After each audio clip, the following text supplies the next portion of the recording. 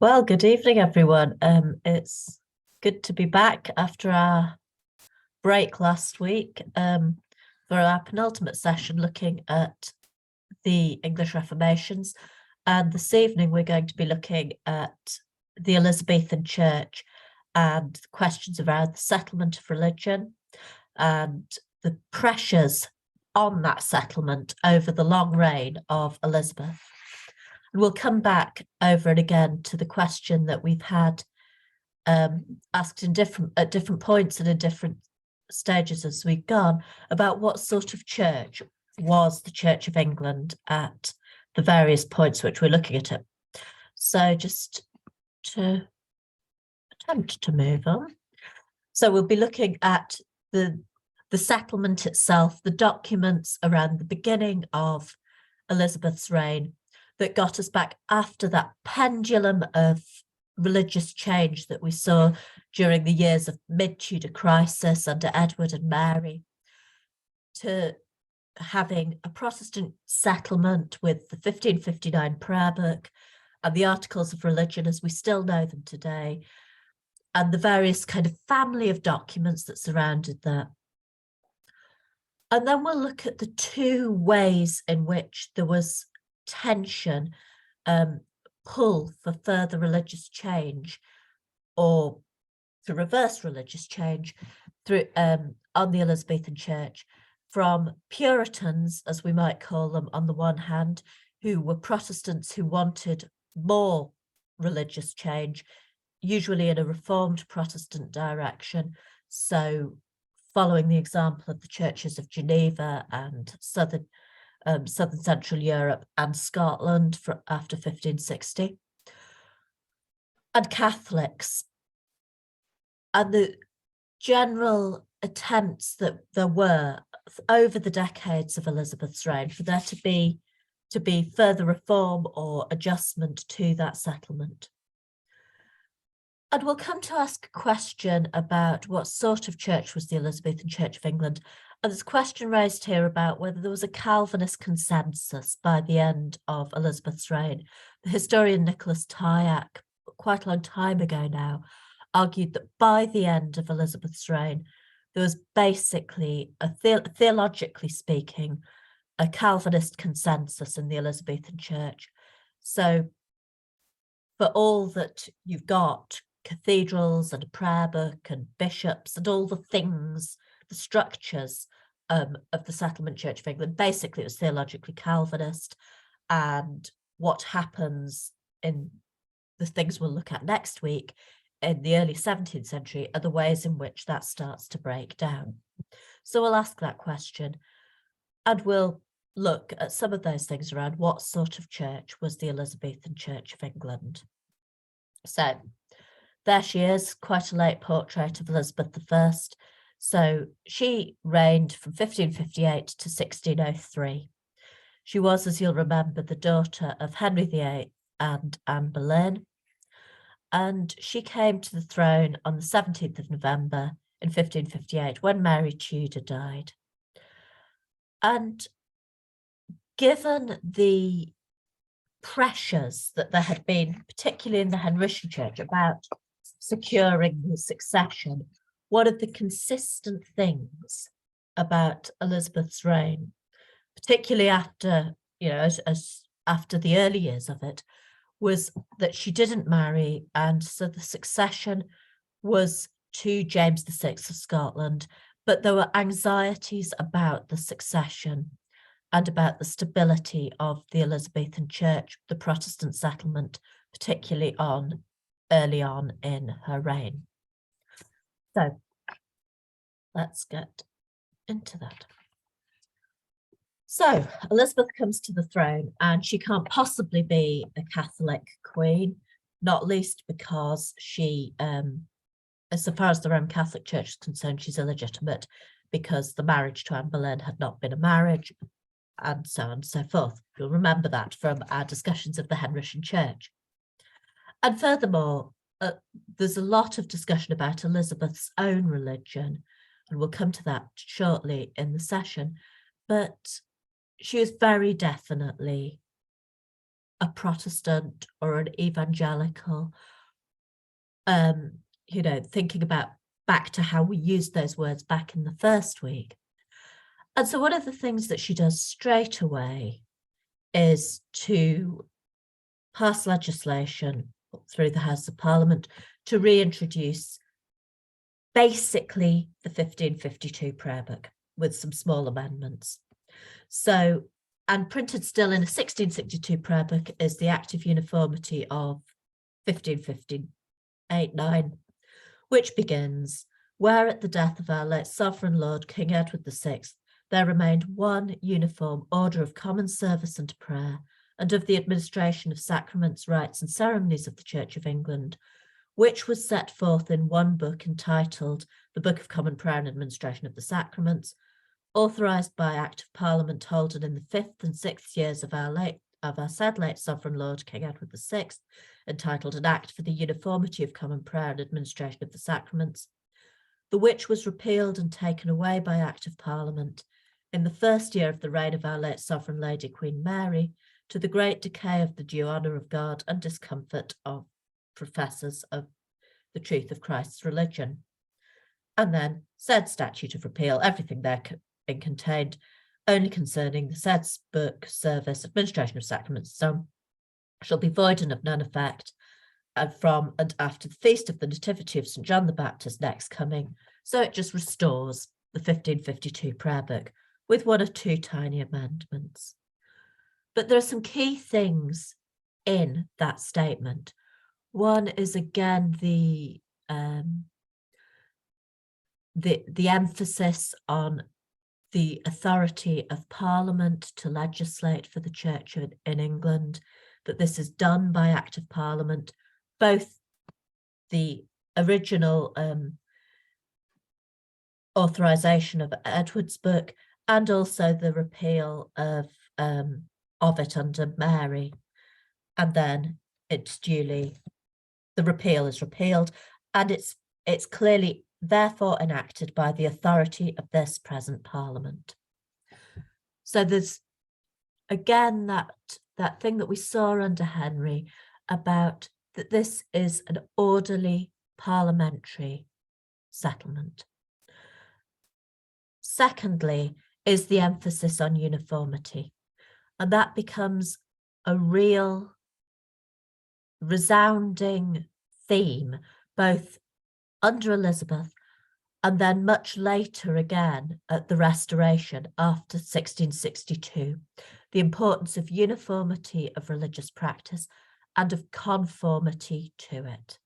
So these ideas of uniformity and conformity become central to the Church of England, later Anglicanisms, developing identity and practice, and it's all to do with stability. So we've got the 1559 prayer book. Basically, the only significant amendments to it are around the words for the administration of communion. So you'll remember from a fortnight ago, I said that in the first prayer book of Edward VI, when you administer communion, you get the body of Christ, which was given for thee, preserve thy body and soul unto everlasting life. That's changed in 1552 to get take and eat this in remembrance that Christ died for thee, and feed on him in thy heart by faith with thanksgiving. What you get under Elizabeth, which is what you've still got in the 1662 prayer book, is the whole lot jammed together. So the two different emphases of Eucharistic understanding are put together.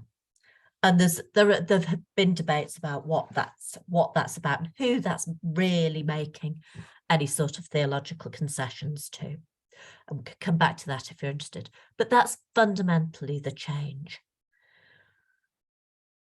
4 years later, 3-4 years later, there's the statement of doctrine that we know as the 39 Articles of Religion, still known as the 39 Articles of Religion.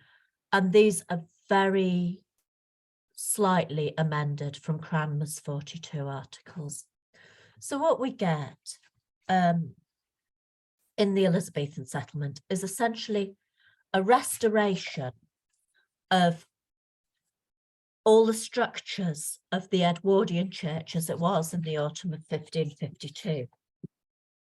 But despite, and McCulloch's argue this, despite the formal near identity of the church polity, liturgy, and doctrinal statement of the Elizabethan church from the Edwardian church, something very different starts to happen.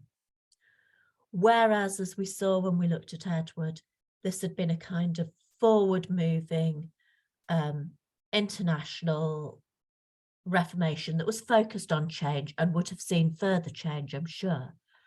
What you get under Elizabeth is what has been described as a fossilization.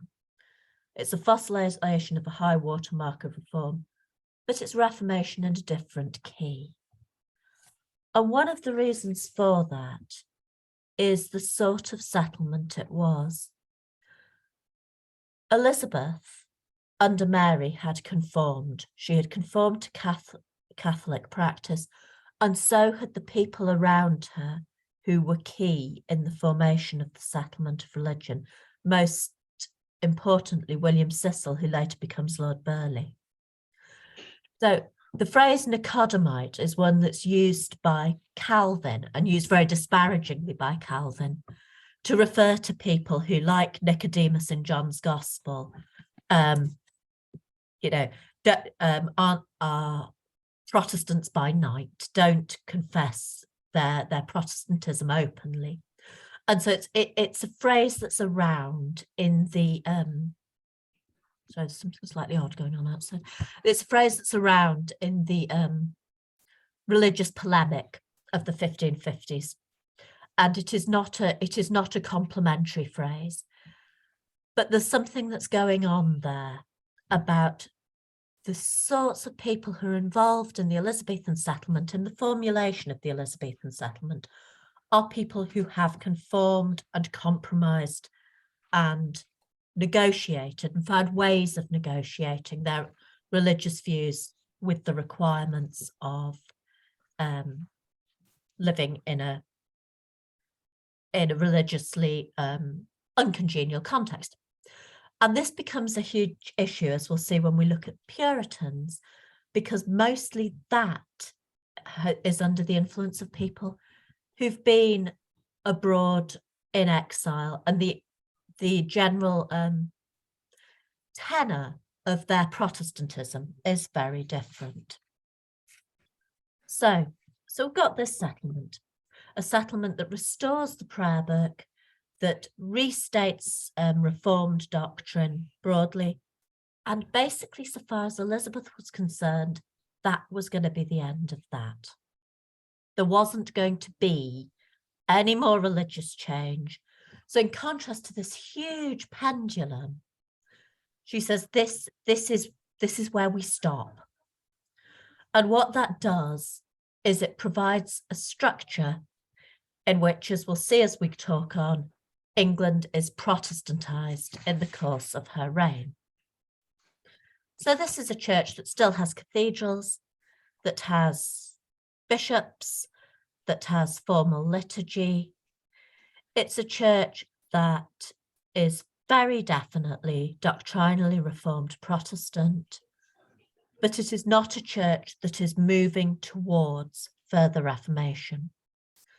So what we see in terms of Reformation in the course of Elizabeth's reign is a way in which that Protestantism that's expressed in the settlement becomes enculturated, if you like, across English society and the English church. But it is not uncontroversial. And there are two strains of challenge to it. The first, we could look at these either way around, but we'll look at these as first a Catholic challenge to it.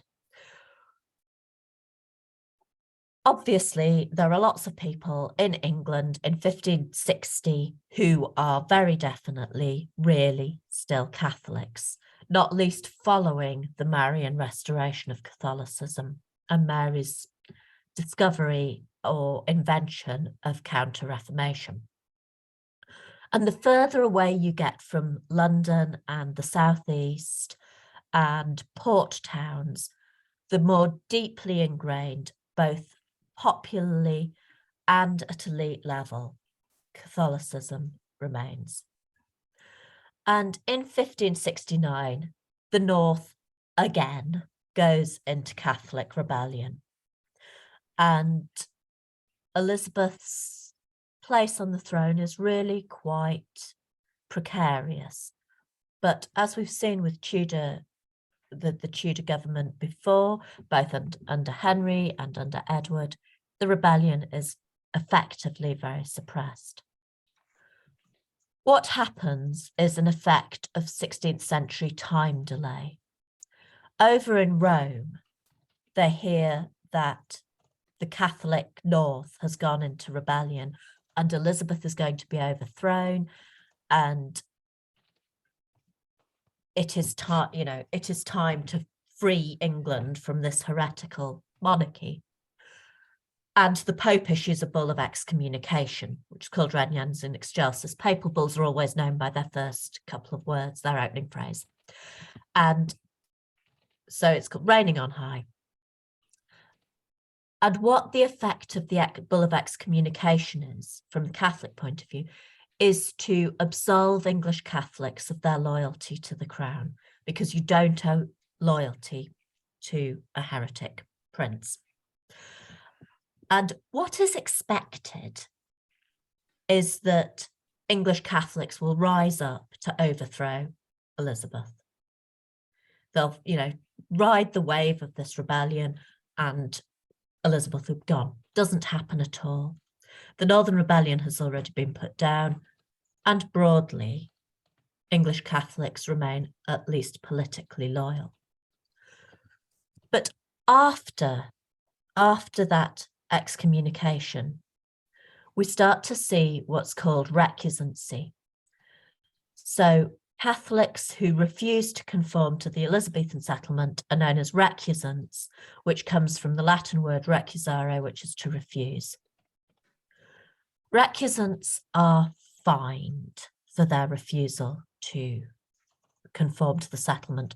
And what conformity looks like in practice is attending public worship in your parish church. That is what you have to do. And to begin with, recusancy fines are not particularly punitive.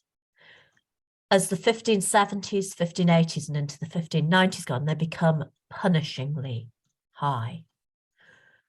So what happens is that Catholic families avoid recusancy fines by the head of the household attending the parish church often enough to count as conforming.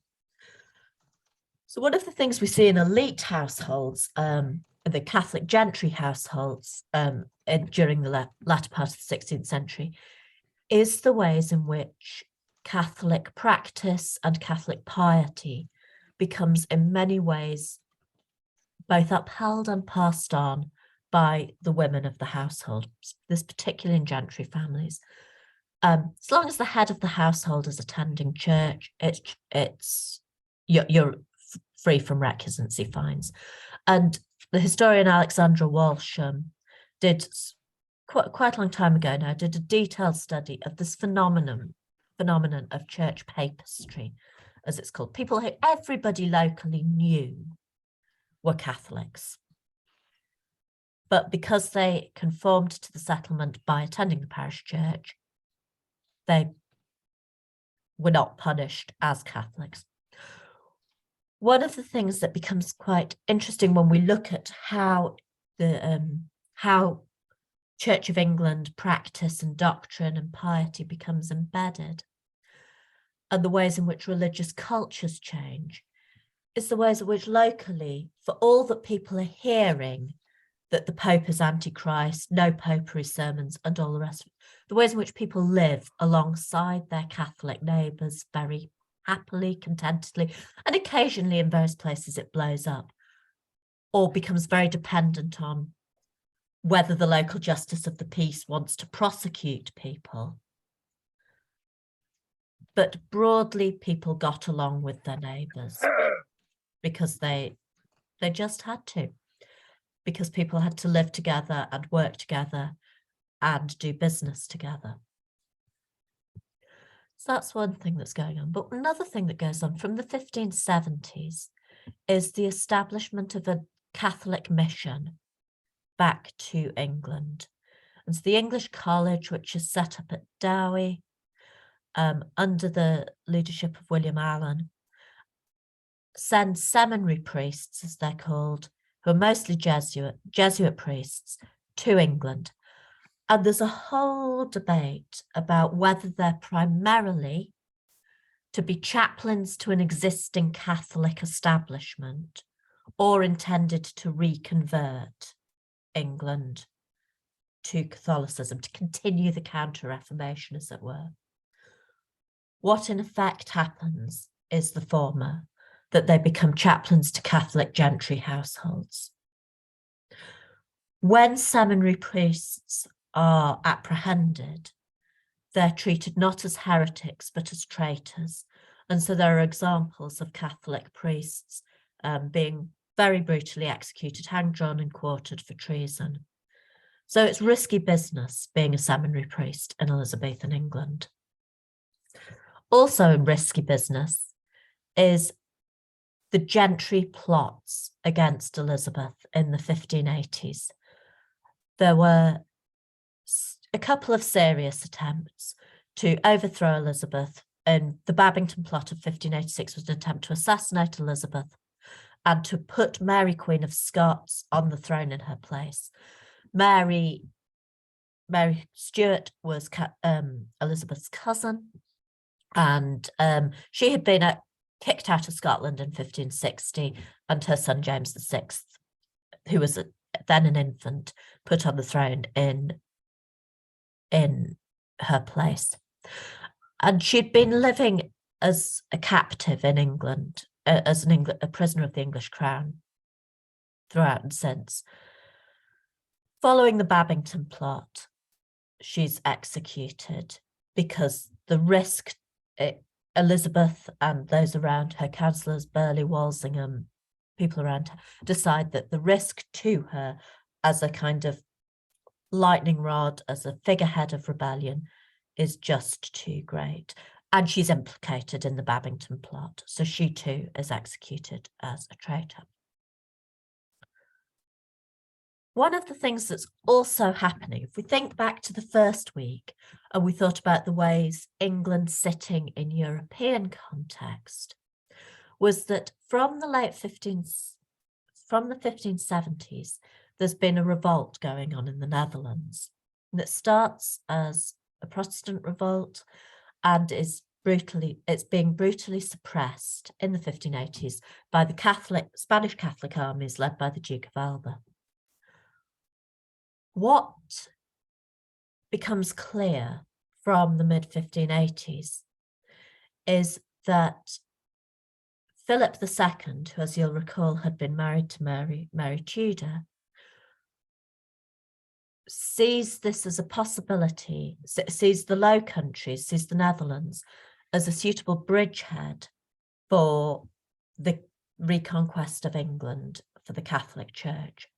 So he wants to use the Netherlands as a bridgehead for English invasion, and launches that invasion in 1588, the thing that we tend to call the Spanish Armada, which was technically known as the Enterprise of England. Now, everybody can remember from their 1066 history the defeat of the Spanish Armada. What we've got on the slide here is the victory medal that was struck following the Armada, which bears the emblem that we'll move it back, that God blew and they were dispersed, they were scattered. And that's significant. It's not just statement. What it does is it plays in, or it reinforces a whole theme that's being developed of the providential care of England as a Protestant nation. So from the beginning of Elizabeth's reign, her accession day, 17th of November, was marked. We still mark accession day in the Church of England's calendar, but 17th of November is marked, and somebody in the 1580s complained that Elizabeth I, must she have ringing for her cheer when on Hallowmas Day they ring not at all. So there's a formation of a Protestant calendar going on and a Protestant national identity, and England as chosen and special. And that's emblematic of that is God's providential care of England in the face of the threat of the Spanish Armada, as represented on that commemorative victory medal there. That's further reinforced at the beginning of James's reign, as we'll see next week, when, following the defeat of the Gunpowder Plot, there's an order of service added to the prayer book for use on the 5th of November for to commemorate the defeat of the Gunpowder Plot and the preservation of both Parliament, the monarchy, and English Protestant religion. But again, one of the key things in terms of the way we're thinking about what's happening in terms of English religion is that English Catholics remain loyal to the crown in the face of the Spanish Armada.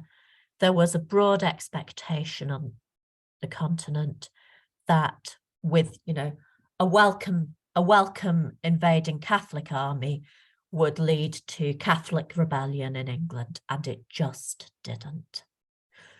So towards the end of Elizabeth's reign, although there is an established Catholic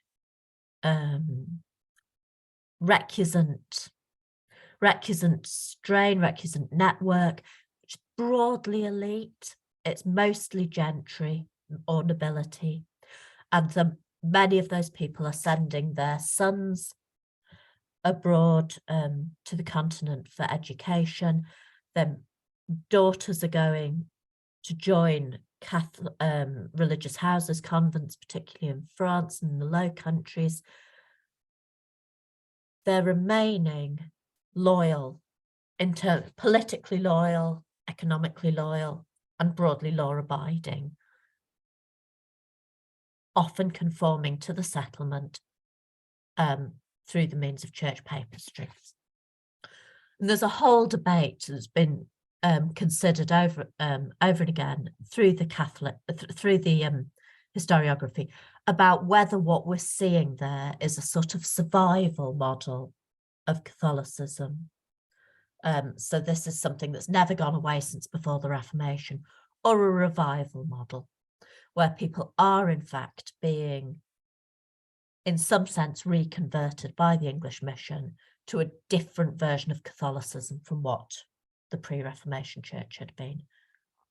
I think it's an open question broadly, but one of the things that we see is that particularly in the southern half of England, Catholicism becomes broadly a gentry, nobility, elite concern, and that maintains broadly until the 19th century.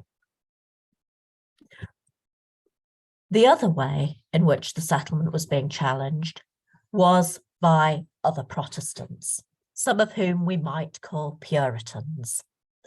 And there's a whole debate and a long-standing debate about who or what a Puritan is. Broadly, you could be a Puritan who was conforming to the Elizabethan settlement, conformed to the Church of England, and had no wish to get rid of bishops or anything. You just might want it to be a bit more Protestant than it was. Or you could be a Puritan who wanted to change the Church of England or English religion quite dramatically, to get rid of bishops and formal liturgy, to be a Presbyterian. So there's a range of what we might call Puritan practice. The historian Peter Lake, now 40 years or so ago, wrote a study of moderate Puritans, as he called them, and the Elizabethan Church, and a study also of what he called Anglicans and Puritans.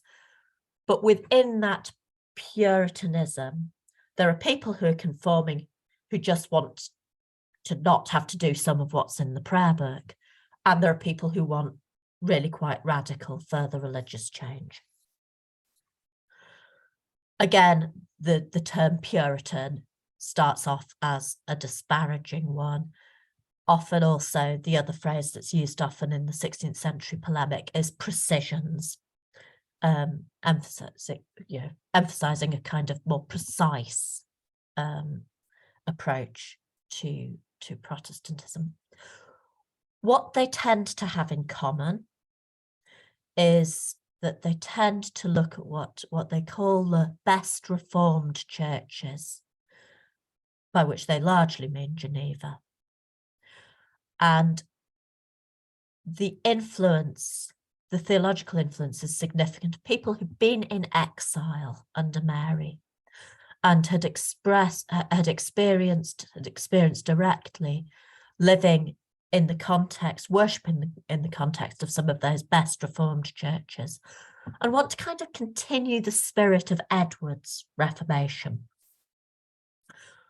One of the things that causes major tension between Elizabeth herself and some of these Puritans is that she deeply, deeply disliked John Knox and Geneva.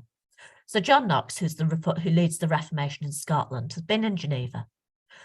And in 1558, with remarkably unfortunate timing in some ways, he published a book called The First Blast of the Trumpet Against the Monstrous Regiment of Women, in which a regiment means rule or reign. It doesn't mean, a regiment as in an army regiment. It's all directed really at Mary Tudor, but Mary goes and dies and Elizabeth accedes to the crown. And Elizabeth is not very impressed by this work of polemic. And that colours her whole approach to Calvin, to Geneva, to John Knox, to everything that stands for. So whilst she has pretty good relations with the Reformed churches in Zurich, so with Bullinger and the other Reformed churches, she deeply dislikes Geneva and everything that goes with that. And many, many of the Puritans who are agitating for further reform of the English church are primarily influenced by Geneva. So that plays on throughout her reign. But what we start to see from really quite early after the settlement, so from the 1560s, are attempts to push at the settlement. So in 1565, there's a whole set of arguments that are known as the Vestiarian controversies. What they essentially centre around is whether clergy should have to wear, whether bishops should have to wear the rutch to Jumir, whether clergy should have to wear the surplice, as required by the prayer book. And Elizabeth is very clear. This is the requirement. This is what is stated. You conform. There's a whole set of arguments in the mid-1560s about whether people should have to conform. So one of the marks of non-conformity in the Elizabethan church becomes people wearing their surplice torn as a sign of contempt of the requirement. But they're still conforming, they're just tearing their surplice. It continues further. So in 1571, there is published an anonymous work called An Admonition to the Parliament, appended to which is a piece of work called A View of Popish Abuses Yet Remaining in the English Church, What the view of popish abuses does is it goes through the prayer book liturgy, not quite line by line, but section by section, explaining at great length what it is they don't like, what it is they object to about the prayer book provision. They object to the use of the ring in the marriage service, the signing with the cross in the order for baptism, the very fact that there is a service for the burial of the dead, aspects of the calendar, all kinds of things that they see as vestiges of superstitious pre-Reformation Catholicism, and that have gone in the best Reformed churches as they see them. Now, it very quickly becomes clear who the authors of the admonition are, but this kicks off a whole set of controversial polemical literature between Archbishop Whitgift, who becomes the Archbishop of Canterbury, and Thomas Cartwright, who's a leading Puritan, who eventually goes and leads the Merchant Adventurers Church in the Low Countries. And one of the things that starts to be evident in all of this is the ways in which Whitgift constructs his defence of the settlement church. So some of it is on theological grounds, but some of it is simply on this is what has been decided grounds. Although he sort of falls at the end of Elizabeth's reign, next week when we talk about Richard Hooker and the laws of ecclesiastical polity, we'll see some of the same things at work. But what we see in Whitgift is some deep discomfort with things that he knows are just a bit awkward. So he's really, there's an objection, for instance, about the fact of the prayer book containing an order for private baptism in case of necessity, so emergency baptism.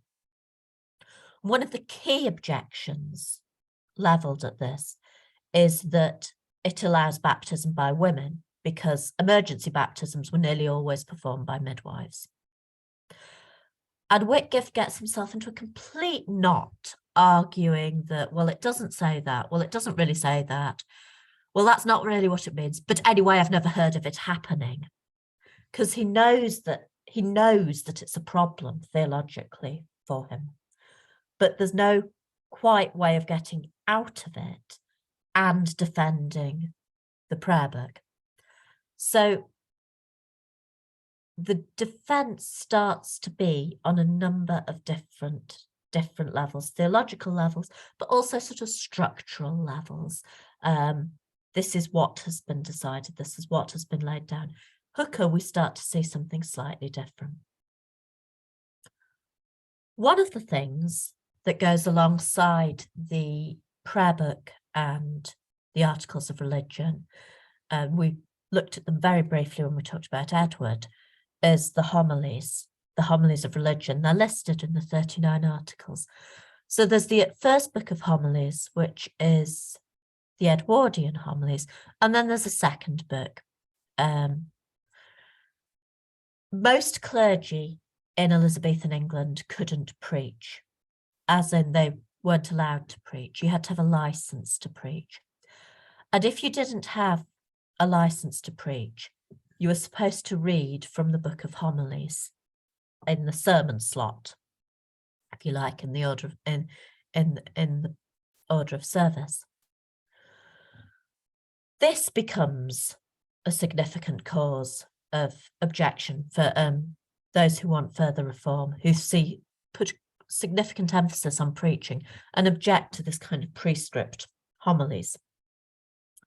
One of the things we start to see is the development of a thing called the classis movement, or prophesyings.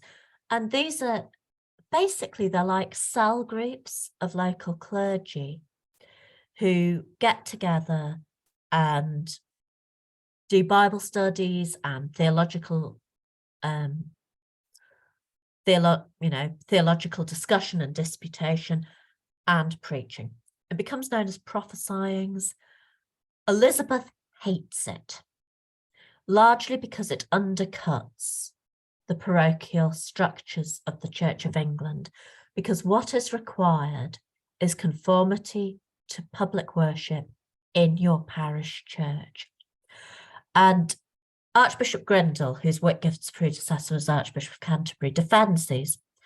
And Elizabeth gets so fed up with him and with his refusal to conform to all of this that he spends the end of his time as Archbishop of Canterbury whiling away his time in the Tower of London. But the most significant of the classis or conference movement is that there's a group around in the Dedham Vale in Suffolk, and we've got very, very good records of the Dedham classis. They kept very, very detailed accounts of their meetings and what they discussed. And you can see, and these were published an edited version by the Church of England Records Society a while ago.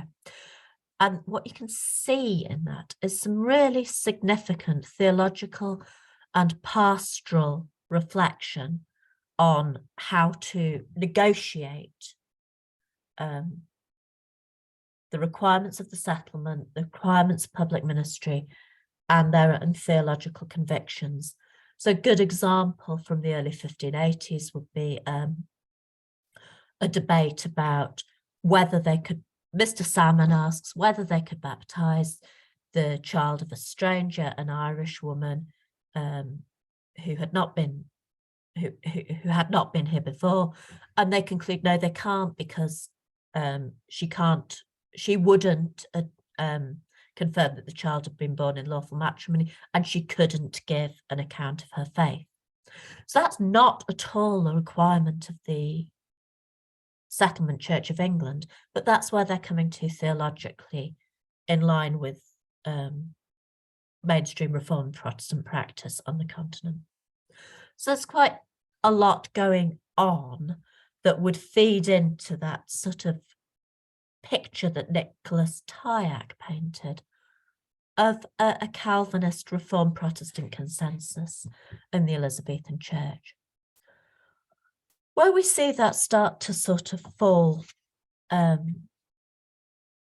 see that sort of almost fall politically to pieces, as in the 1590s. So there's a huge set of debates in the late 1580s and early 1590s about the doctrine of predestination. I'll not go into the minutiae of the detail now, but one of the proposals as a result of these debates is that added to the 39 articles, there should be a set of articles that are called the Lambeth Articles, which give a much firmer, clearer statement of the doctrine of predestination as it's understood by Calvinist churches. Elizabeth refuses to allow it. And it is Elizabeth who refuses to allow it. She's just not having it. So these same articles get appended to the Irish version of the 39 Articles in 1615. They do wash around a bit, but they never become part of the formal doctrinal statement of the Church of England. And next week, as we look at the beginning of James's reign, we'll see what happens to Puritanism into the first decade of the 17th century. So what sort of church was the Elizabethan Church of England? It's one thing to put in place a set of texts and official statements and a doctrinal package. It's another thing to Protestantize a country. But Eamon Duffy, at the end of his stripping of the altars, the very end of stripping of the altars, which, as I've said before, is a broadly elegiac work, really, because he thinks the Reformation was a broadly bad thing, capital B, capital T. But he recognises that by the middle of Elizabeth's reign, what you've got is a country that is being Protestantized. So he describes Cranmer's somberly magnificent prose, read week by week, entered and possessed their minds, became the fabric of their prayer, the utterance of their most solemn and vulnerable moments. And more stringent and strident words entered their minds and hearts too. The polemic of the homilies, of Jules' apology, Fox's Acts and Monuments, that, as you'll recall, is the Book of Martyrs, and of 1,000 no-popery sermons, a relentless torrent carrying away the landmarks of 1,000 years. By the end of the 1570s, whatever the instincts and nostalgia of their seniors, a generation was growing up which had known nothing else, which believed the Pope to be Antichrist, the Mass a mummery, which did not look back to the Catholic past as their own, but another country, another world. So you can see that basically the demand for conformity Protestantizes England during the course of Elizabeth's reign. We can see that, for example, borne out when we look at parish registers. So, by way of example, in the according to the prayer book, infants were supposed to be baptized in the parish church on the Sunday or the next holy day following the child's birth. In the early parts of Elizabeth's reign and in the more conservative parts of the country, until well into the reign, there are baptisms dated every which day of the week, and lots of baptisms registered as happening at home, and some that are clearly where there's a little note saying, I assume by some Catholic, by some Catholic priest.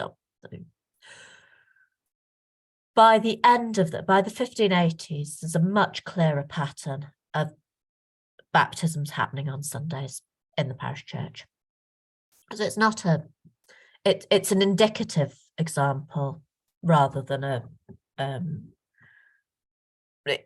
rather than proof positive, but the kind of the picture that we start to see is of a Protestantized country broadly as a result of conformity to the requirements of the settlement. And in all of this, Elizabeth herself is significant. There's a whole set of literature, a whole range of literature about the religion of Elizabeth herself. Elizabeth, as we have seen, conformed to the Marian Church. She conformed to Catholicism.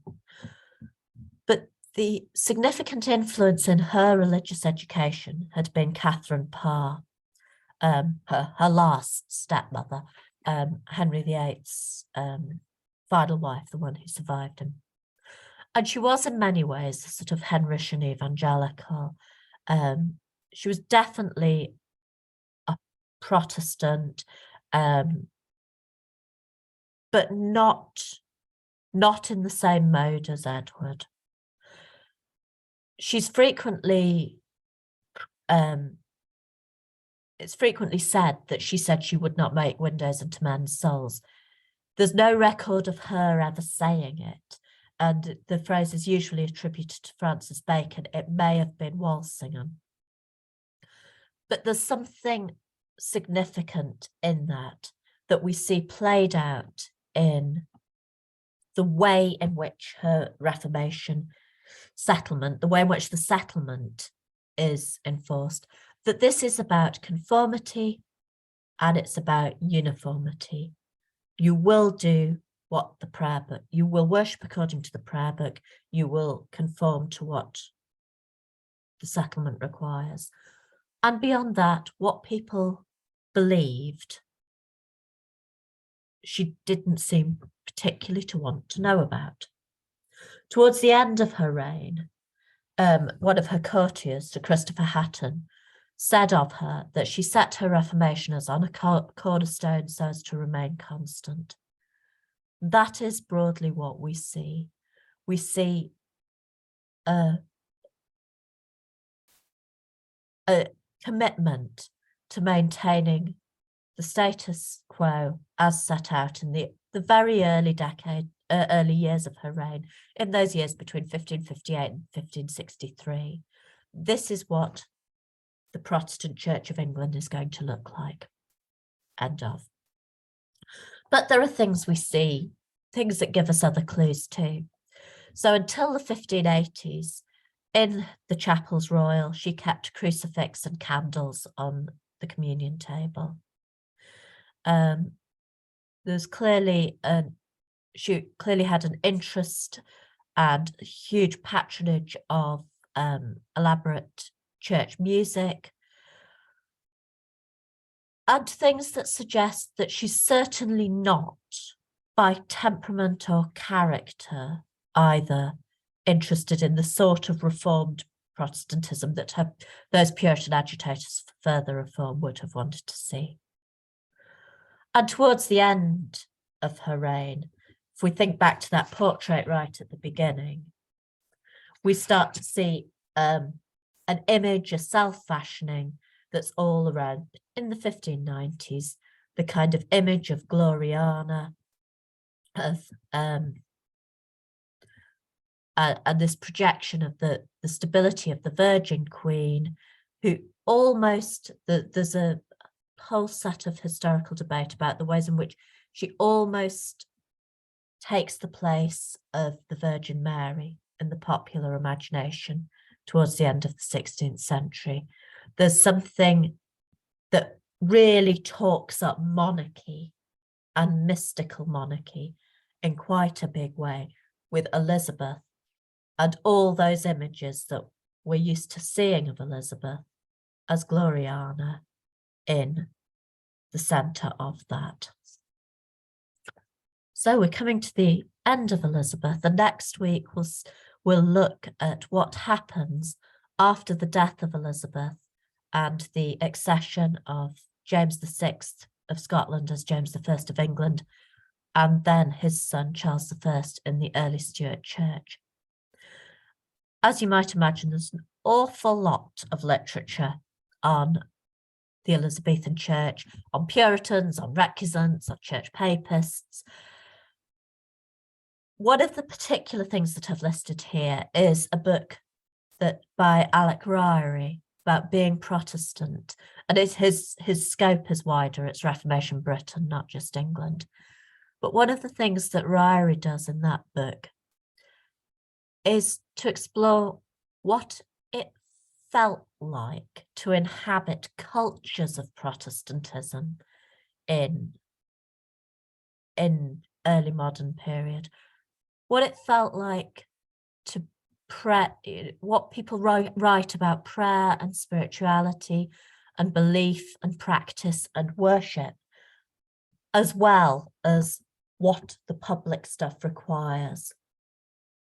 And so if you've got, it's not quite as big a doorstop as some of the others, but this is a really wonderful read and very insightful about the kind of religious culture of the period, as well as the sort of structural stuff that we've mainly been focusing on, because time is short in these sessions, but that we've mainly been focusing on in the course of these sessions.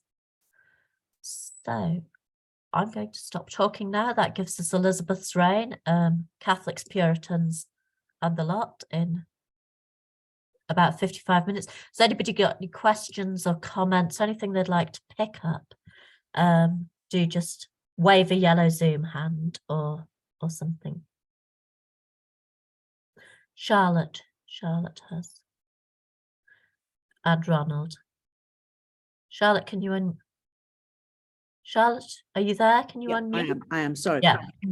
I was just wondering how funds were raised. I mean, did people have to tithe? How did the parish priest, how was he paid? Who found the money for him? Was it voluntary, or did people have to prove that they tithe money to the church? How did it work? No, you lived off the living from off the glebe. So as until quite recently, livings were worth different amounts of money. So basically, clergy had the legal right to glebe land, and you farmed it or you let it or whatever else you did. Yeah, but so the parishioners didn't have to make any financial contribution to anything. Particularly, I mean, no, I mean people paid for the upkeep and the running costs and everything of the church, and so you've got look at church wardens' accounts. You can see what people spent on things and what they raised money for, but there was no sense of a stipend or anything like that. Okay. Does that help? Ronald, were you waving at me? You're on mute.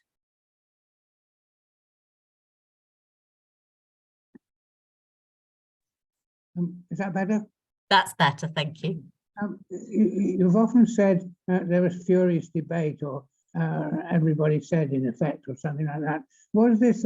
Did these discussions arouse the same sort of enthusiasm as, say, discussion about the World Cup, or actually was it confined to a fairly narrow section of society, who nonetheless were instrumental in managing to get these various laws and ideas across? That's a really interesting question.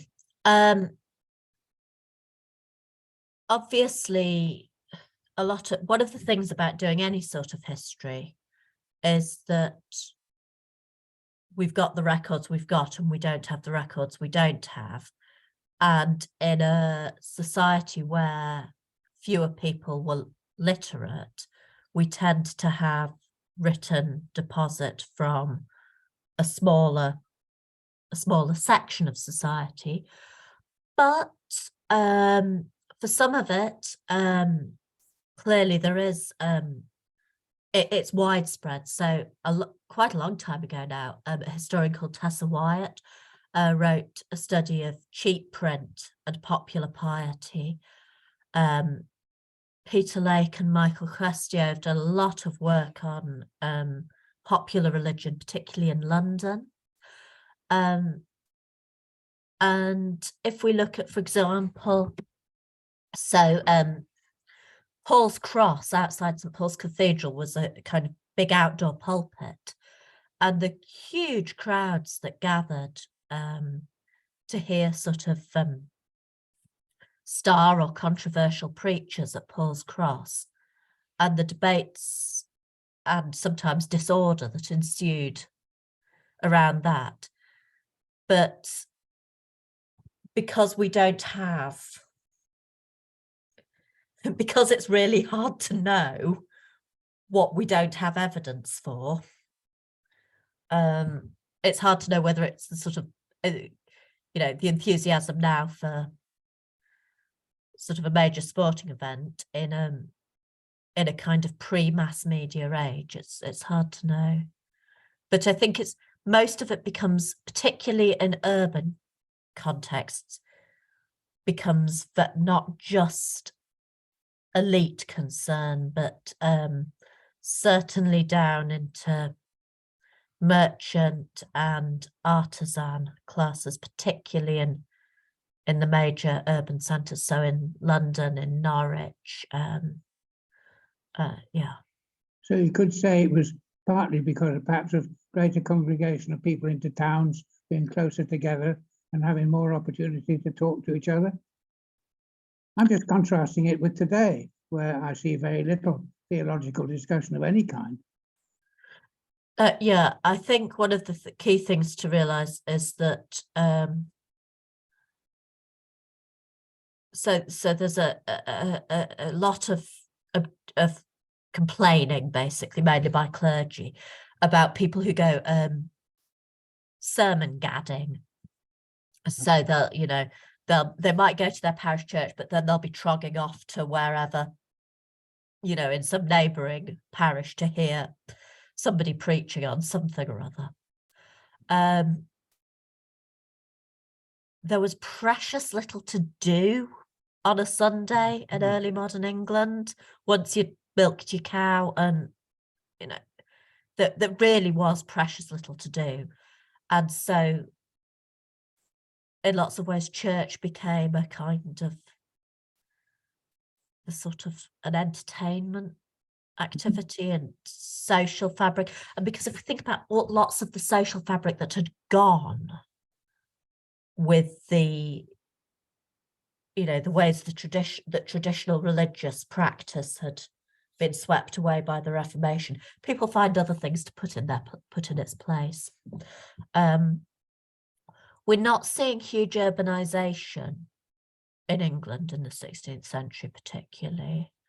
I mean, there are big urban population centres, London and Norwich, and York, but there isn't much movement from the rural to the urban. Thank you. Yeah. It's interesting. Thank you. David? Yeah, question about Scotland, really. Oh, right, okay. Yeah, you mentioned that Elizabeth I was not a fan of John Knox. She wasn't. And I also get the sense that the more Puritanly inclined reformers in England looked to the continent. And I assumed that it was a similar sort of pattern in Scotland, in that the reformers there looked to the continent. However, was there any interaction, either on the more Puritan side or the more Catholic side, between Scotland and England at this time? On the Protestant side, yes, there is.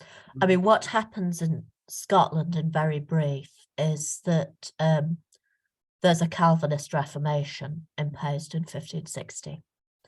And the Scottish Church, whereas there are other Reformed Protestant churches that we can't accurately call Calvinist, the Scottish Church we can accurately call Calvinist. And so the Scottish Kirk has a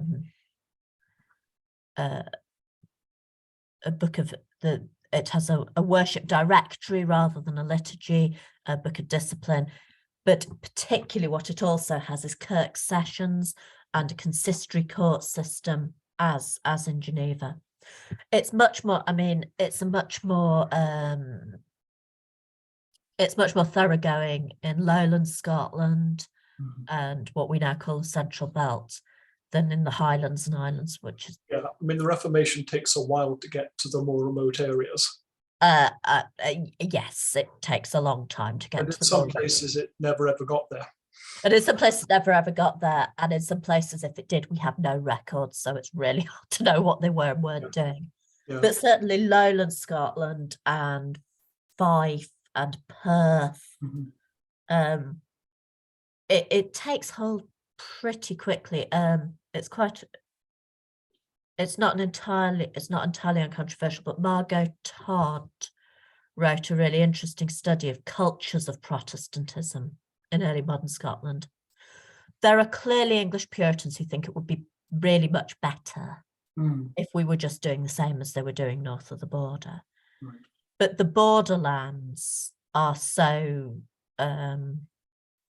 poorly policed and that, and because basically the north of England is pretty conservative, small c, religiously conservative. There's not, apart from sort of the garrison at Berwick and at Carlisle, there's not particular. So that communication between Scotland and England is much more difficult than, say, with the continent. Oh yeah, much more difficult. Yeah. Much more difficult. But there is, I mean, there's certainly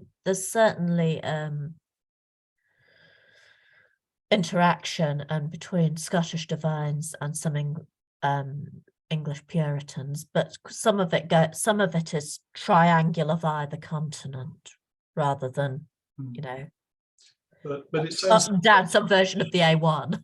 But it sounds that the relationship is not very significant. No, that's interesting.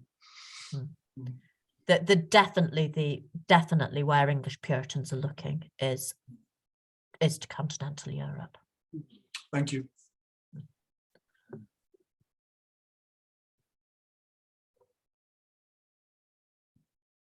Is that us, Daniel? It might be. It looks like it. Well, next week it's James the First and the 1611 Bible and Charles the First and much more interaction with Scotland, though it doesn't end very well, that interaction with Scotland, and the rather arbitrary end of the English Reformation with the Civil Wars. Well, so much to look forward to. Talking fast, doing Heads 40 rolling. years fast. Yeah, no, great. As ever, Hannah, absolutely fantastic. Thank you very much, and thanks everyone for joining. It'll be the same time next week. No surprises there, are there? No, great. See you next week. Thank you so much, Hannah. Bye. Bye. Thank you. Bye. Yeah.